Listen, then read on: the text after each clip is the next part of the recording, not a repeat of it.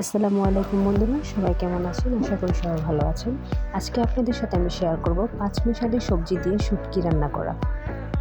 তো ভিডিওটির সাথেই থাকুন। রান্না করতে এখানে আমি কয়েক ধরনের সবজি কেটে ধুয়ে পরিষ্কার করে নিয়েছি। এরপর সবজিগুলো আমি অল্প সেদ্ধ করে নিব। এর জন্য চুলায় একটা প্যান বসিয়ে সবজিগুলো দিয়ে আমি অল্প পানি দিয়ে এটাকে 5 মিনিটের মতো সেদ্ধ করে নেব। সেদ্ধ করা হয়ে গেলে এটাকে আমি নামিয়ে নেব। এরপর চুলায় একটা প্যান বসিয়ে নিলাম। প্যানটা গরম হয়ে আসলে দিয়ে দিব পরিমাণ মতো সয়াবিন তেল। তেলটা গরম হয়ে আসলে দিয়ে দিব পেঁয়াজ কুচি, রসুন কুচি। এখানে আমি একটা পেঁয়াজ একটা রসুন নিয়েছি, আপনারা চাইলে কম বেশি নিতে পারেন। এরপর দিয়ে দিয়েছি 3টা শুটকি, আপনারা চাইলে কম বেশি দিতে পারেন। শুটকিটা দিয়ে ভালোভাবে নাড়াচাড়া করে আমি 2 মিনিটের মতো এটাকে মিডিয়াম লো আছে ঢাকনা দিয়ে ঢেকে দিব। এরপর ঢাকনা খুলে আমি নাড়াচাড়া করে ভালোভাবে পেঁয়াজের সাথে শুটকিটাকে মিশিয়ে নেব।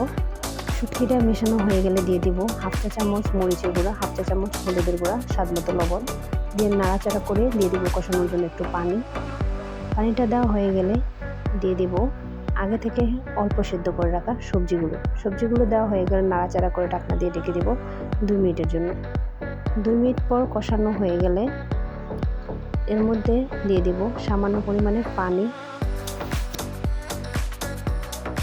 পানিটা দিয়ে নাড়াচাড়া করে দিয়ে দিব হাফ চামচ রসুনের বাটাটা দিয়ে ঢাকনা দিয়ে ঢেকে দেবো আরও 5 মিনিটের মতো। 5 মিনিট পর ঢাকনাটা খুলে আমি নাড়াচাড়া করে নেব।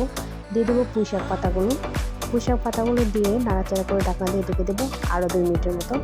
2 মিনিট পর ঢাকনাটা খুলে আমি দিয়ে দিব এর মধ্যে স্বাদ মতো কাঁচামরিচটা দেওয়া হয়ে গেলে আমি নাড়াচাড়া করে ঢাকনা দিয়ে ঢেকে দেবো আরও 5 মিনিটের মতো। 5 মিনিট পর ঢাকনাটা খুলে নাড়াচাড়া করে আমি চুলাটা অফ করে দেবো। দেখুন আমাদের রান্না করাটা শেষ।